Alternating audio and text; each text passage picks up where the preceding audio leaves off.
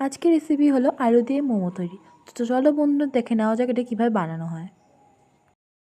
এখানে আমি আলু, আদা, কাঁচা লঙ্কা নিয়ে নিয়েছি। আলুগুলিকে ছোলার পর সে আলুগুলিকে ভালো করে ঘষে নেব, ঘষুনি দিয়ে, এবং পেঁয়াজগুলোকে কুচি কুচি করে কেটে নেব।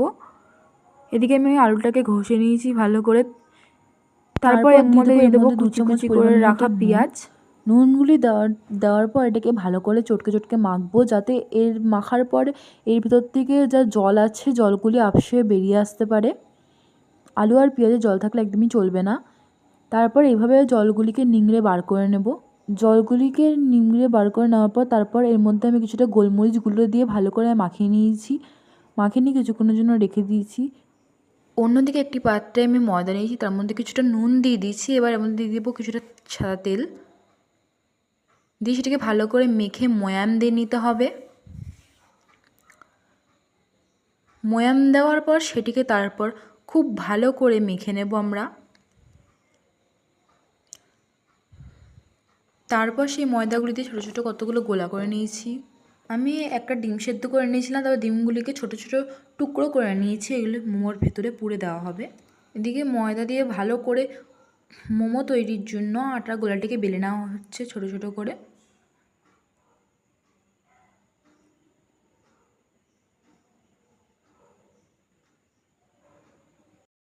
তারপর এর মধ্যে মোমোর পুরটা এবং ডিমে একটু অংশ দিয়ে দিলাম। তারপর ঠিক এইভাবে পেঁচিয়ে পেঁচিয়ে আমরা মোমোর শেপটি দিয়ে নেব। বাদবাকি মোমোগুলো ঠিক আমি একই পদ্ধতিতে তৈরি করে নিয়েছি।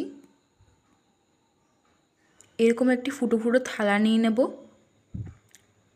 এবং একটি সসপ্যানের মধ্যে কিছুটা গরম জল ফুটো ফুটো থালাটি সসপ্যানের উপর বসিয়ে তার মধ্যে এক এক করে সব মোমোগুলি দিয়ে দেব।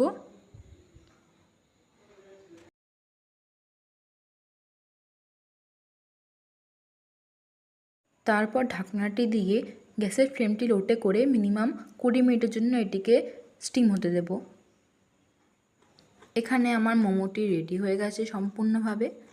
তো তোমাদের রেসিপিটি কেমন লাগলো তোমরা জানিও। ভালো লাগলে লাইক, কমেন্ট, শেয়ার, সাবস্ক্রাইব অবশ্যই করে দেবে।